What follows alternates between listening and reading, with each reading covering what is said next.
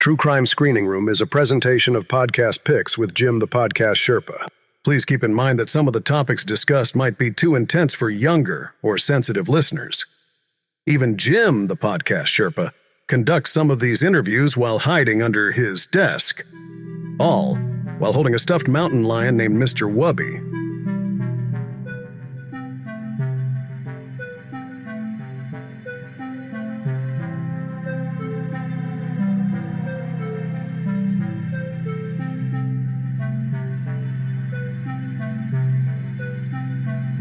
Welcome to True Crime Screening Room, the podcast featuring interviews with creators who dedicate their work to unraveling true crime mysteries.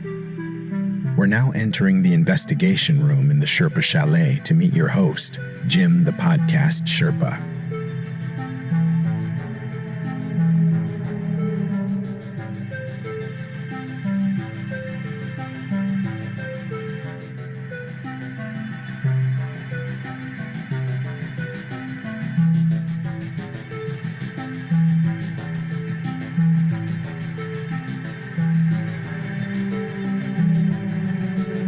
Hello there, rebels of the Sherpolution, and welcome to True Crime Screening Room. We are here in the True Crime Room, and my name is Jim the Podcast Sherpa. This show is a side project of Podcast Picks with Jim the Podcast Sherpa, and this is when we get to feature all the people who are behind true crime, especially a lot of authors and podcasters, and they've all got really fascinating stories to tell. And today's is actually a little bit different. It's not really so much of a mystery, but a real crime story. The guest that I have today, his name is Jonathan Dyer. Jonathan comes from Texas, and he's written a new book that's coming out called Greg Scarpa, Legendary Evil. And it is about a mafia hitman who worked for the Colombo crime family. And I got to spend a little time with Jonathan and getting to know him.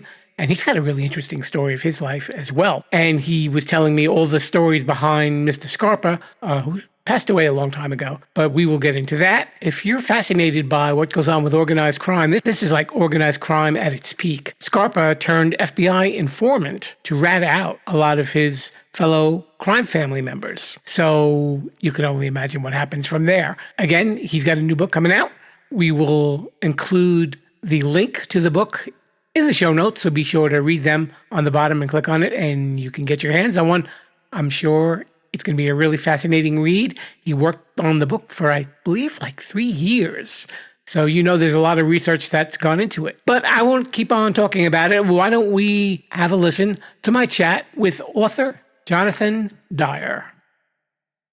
Hello there, Rebels. We are here in the True Crime Screening Room. My guest today has written over 12 novels, and this book that is coming out very shortly, I think it'll probably be out by the time this interview is out, and it is his first work of nonfiction, and it is a true crime woof. It is called Gregory Scarpa, Legendary Evil, and it is the story of a hitman for the Colombo family who turned FBI informant. My guest's name is Jonathan Dyer. He's here from Texas, and luckily he is very safe. We appreciate that. And Jonathan, thanks so much for coming on the show. Thanks for having me. So your background I found very interesting. Now, you joined the Army, I guess, out of high school, and you became a Russian linguist, and you were stationed in Berlin. Yeah, I joined the Army a few years after high school. I was kind of going nowhere fast in Berkeley, and a friend of mine said, "Hey, let's join the Army," and I said, "Okay." And I took some tests, and they said, "Oh, you can be a Russian linguist if you want, and go to Berlin, and we'll give you a little bonus money for that." So I said, "Sign me up." Okay, and that's where you met your wife? Right. She actually had the same job. She outranked me, so Okay. I had to marry her so I could start. Stop taking so many orders. Did that change much, Jonathan? Yeah, no, I don't know. Definitely an interesting way to find a spouse, though, to end up in Germany speaking Russian. Yeah, no, we had a great time over there. It was a very interesting job and an important job. It was the Cold War. You may remember the Pershing II missile crisis and that whole era during the Reagan era. And my wife, Carrie, was actually She was a transcriber, very gifted transcriber, and a good hard worker. And most of my work was signal intercept.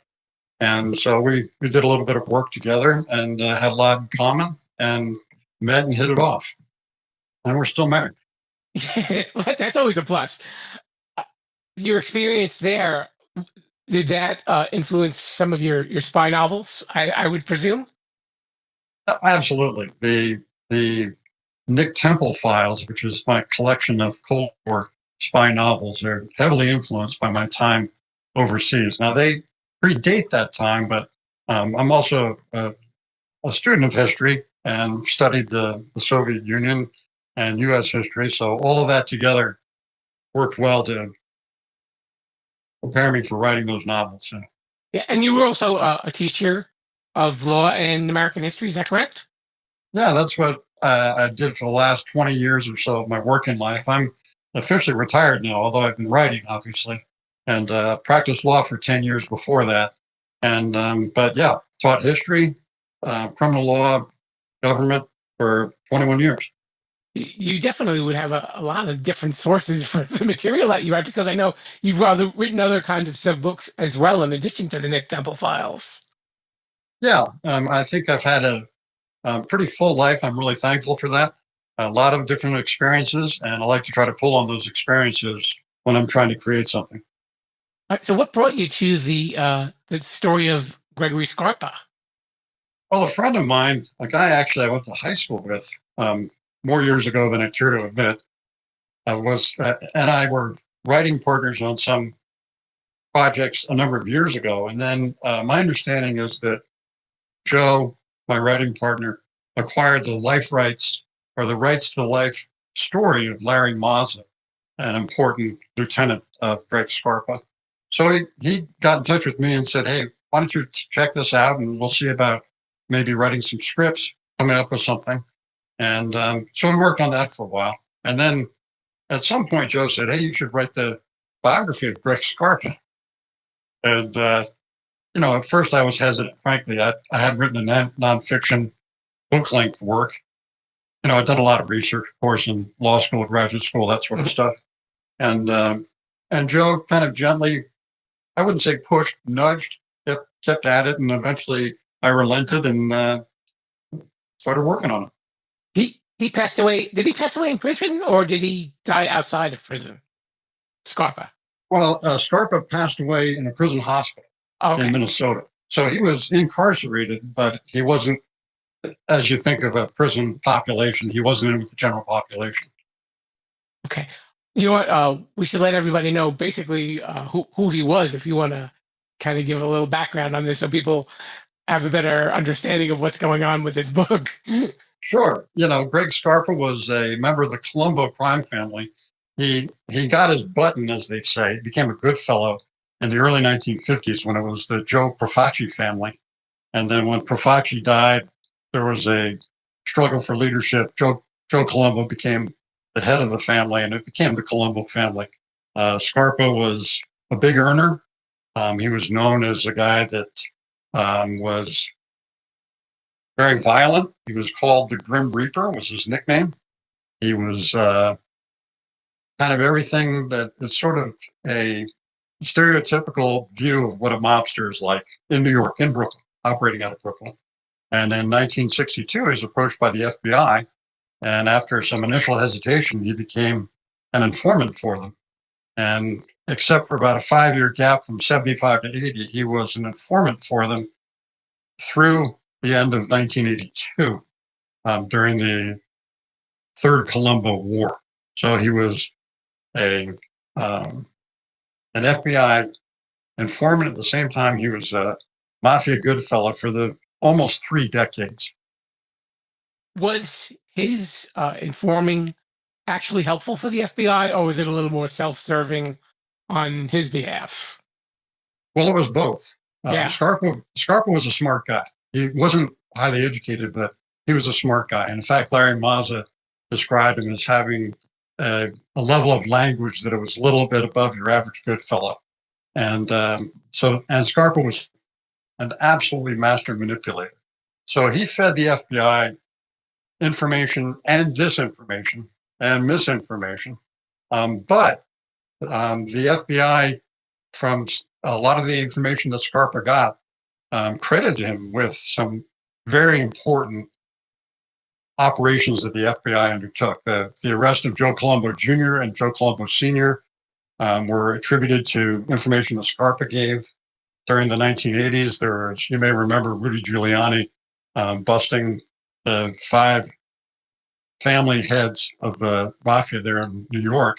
Mm-hmm. And there's a line in the FBI documents just talking about how important Scarpa's information was to that whole operation. That was a huge success for the FBI.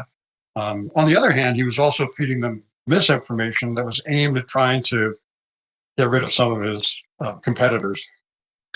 So he was really, he could tell them whatever, and he could still kind of go on he could still do what he was doing. He could still be a hitman and killing his enemies, right? Yeah, that's true. That's what happened. And, I think that there are some causes to think that at some point the FBI wasn't entirely aware of what he was doing. And then later on, it became clear to almost everyone what he was doing, even in the FBI.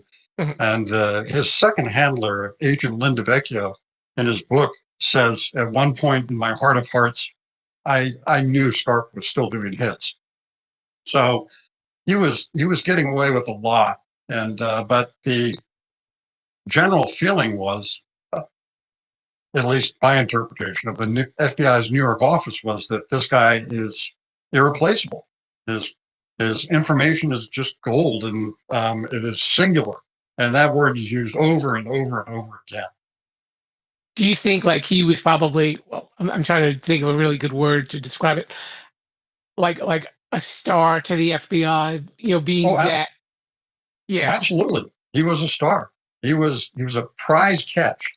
And this was a guy, in 1962, when he first became an informant, the FBI had almost no idea how the mafia worked in the country. The J. Edgar Hoover in the 50s denied there was even organized crime.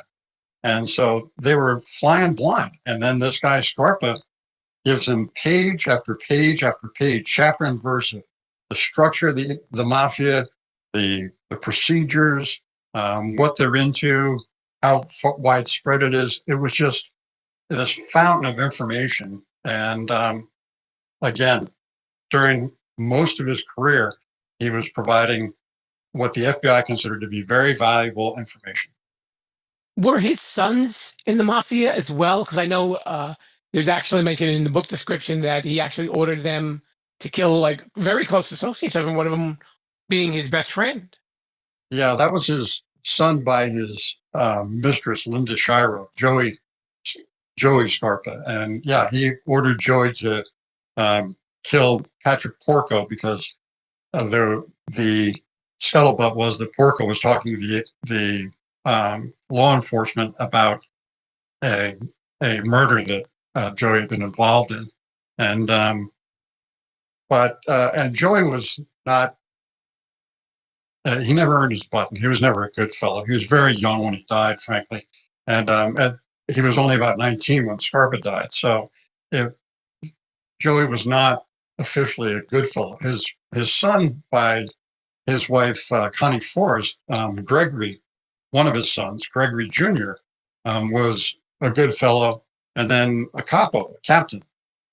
So he ran his own crew and was a very successful member of the Colombo family until his arrest in 1987. How exactly, or did the Colombo crime family ever find out that he was ratting them out? Well, a lot of guys suspected, frankly. There's a notation in the FBI files that the Gambino family told their guys, Carlo Gambino told his guys, stay away from Scarpa, he's got a big mouth. And that was like 1972.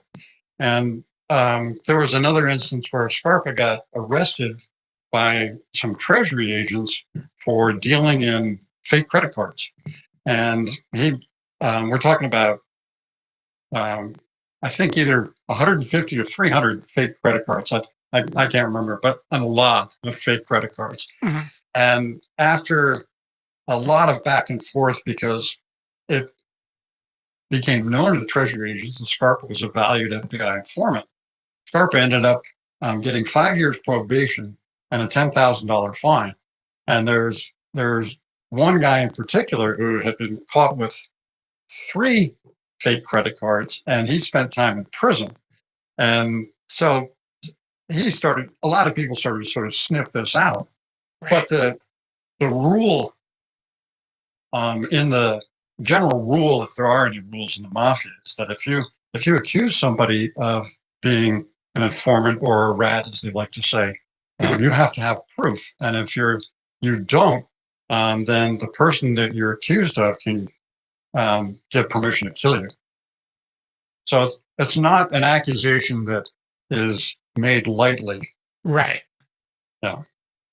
So, and Scarpa's career in the mafia, it was about 25 years. Well, longer than that. He got his button in the early 1950s, and then so he was all the way to 1994.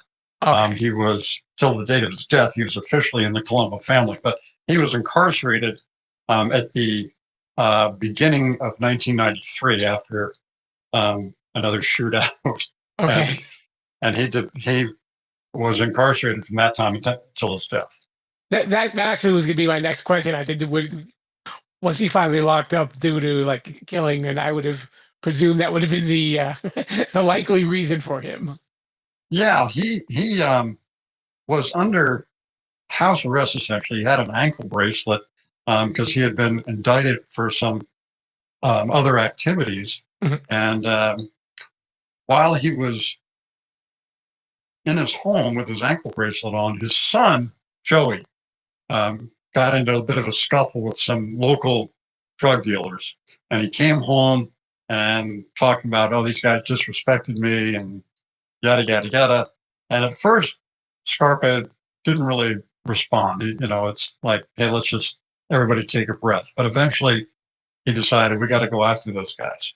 And they got in a shootout in the streets of Brooklyn, and Scarpa lost an eye. He had a bullet go through one of his eyes. One of the guys that was with them in the back seat was killed. Joey wasn't injured at all, but Joey came home thinking his father was dead. But his father comes home. He's got this hole in his face, and he's you may have run across this. You remember he's HIV positive, and he's bleeding all over the place. And he doesn't even want to go to the hospital. He just wants to hit a scotch. But of course, his ankle bracelet went off.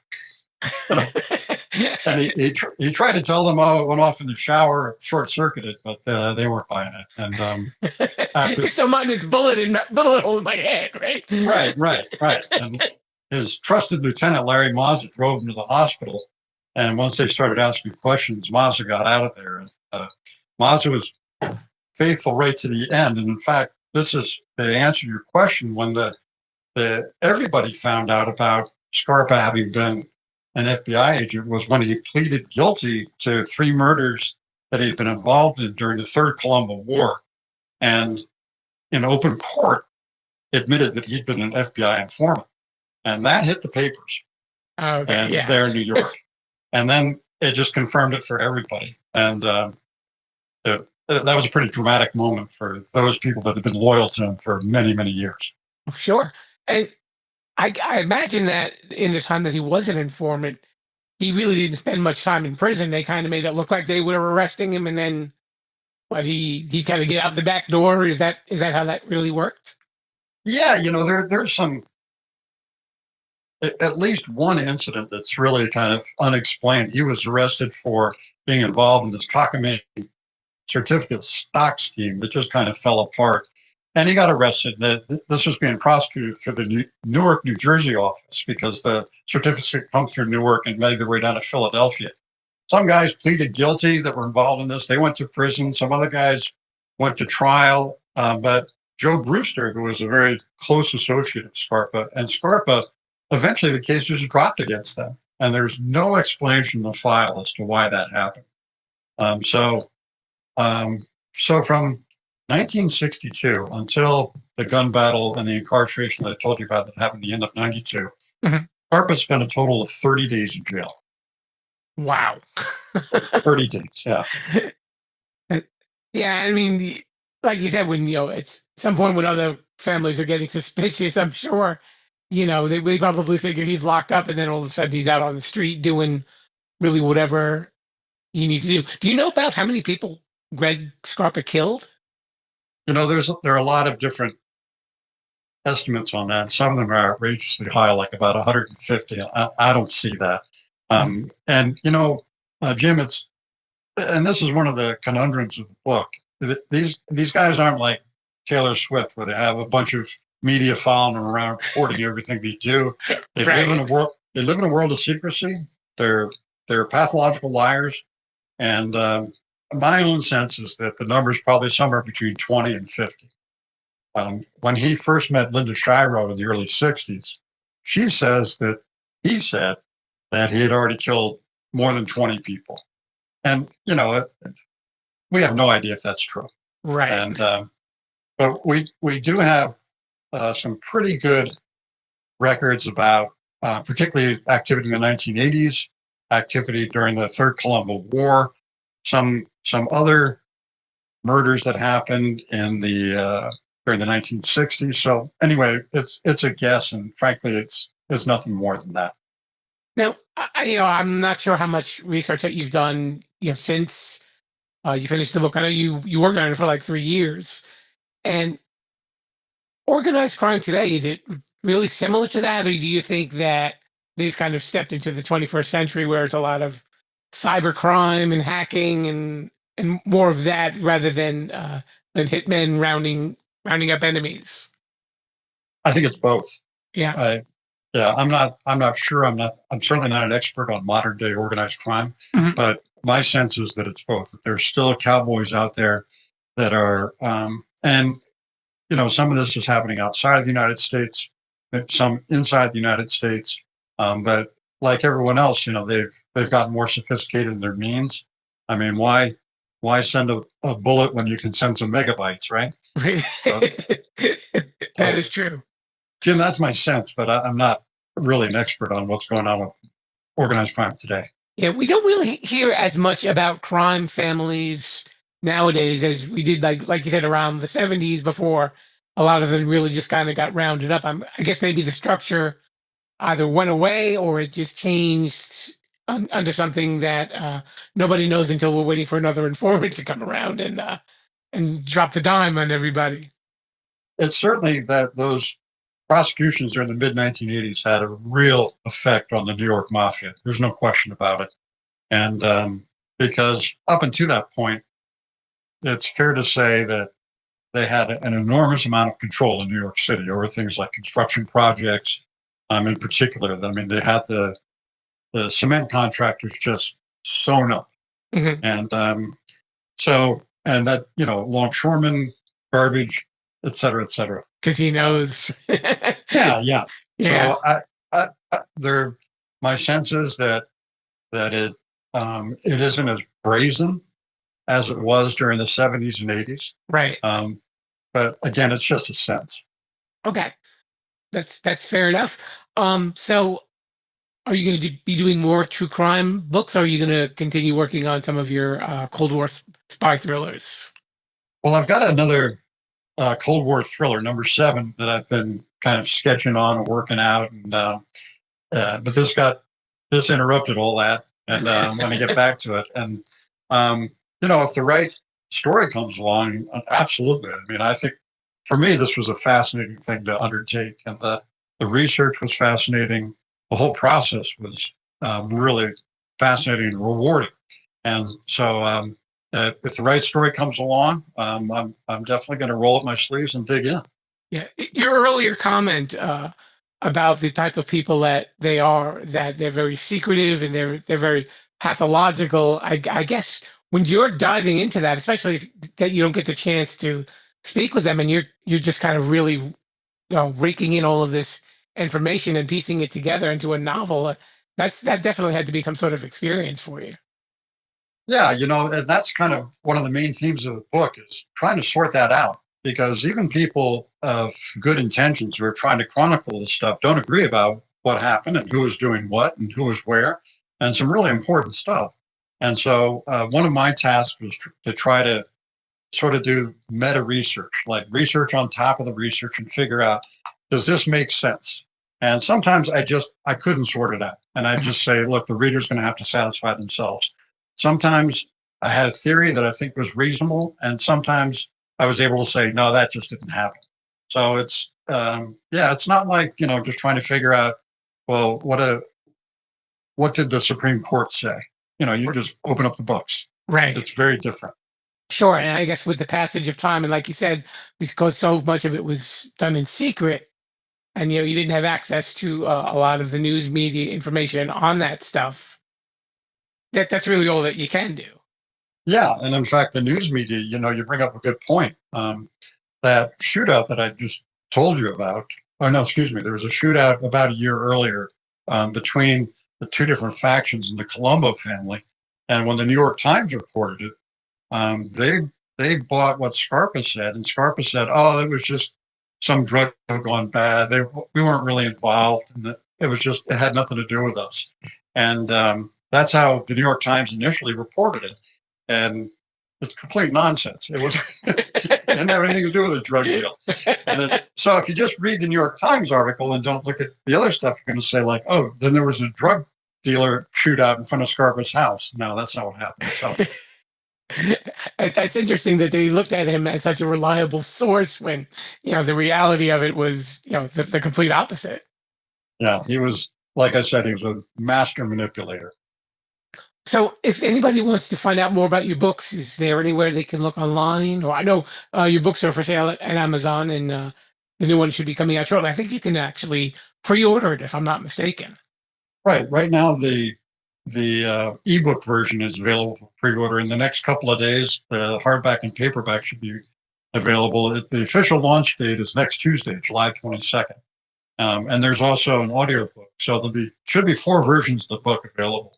And they can go to my publisher's website, which is Wild Blue Press, and or they can go to my website, JonathanDyerAuthor.com, and all the books are listed there, including this one, links, all those sorts of things. Do you do any social media like Facebook, Instagram, or anything like that?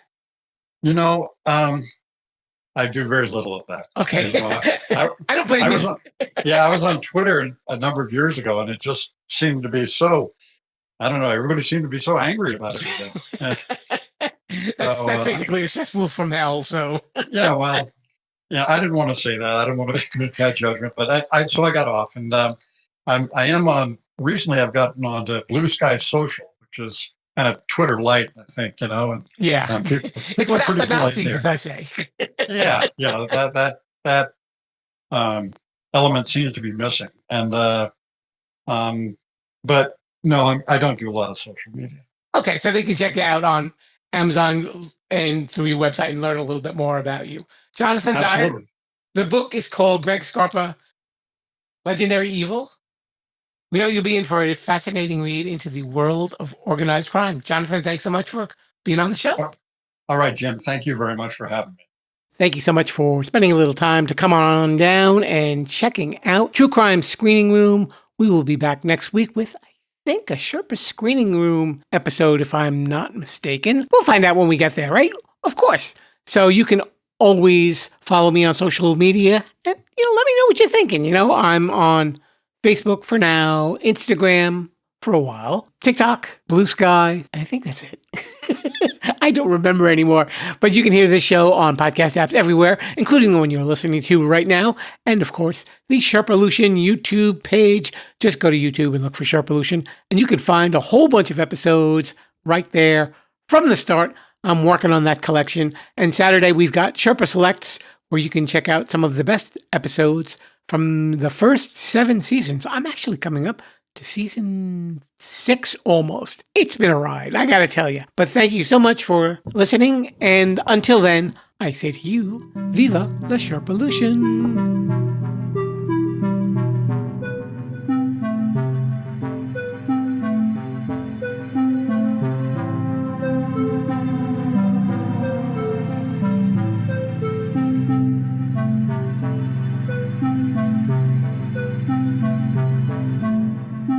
Thanks for listening to True Crime Screening Room. Subscribe to the show on podcast apps or the Sherpalution YouTube page. Until then, stay away from evil. And more important, viva la Sherpalution.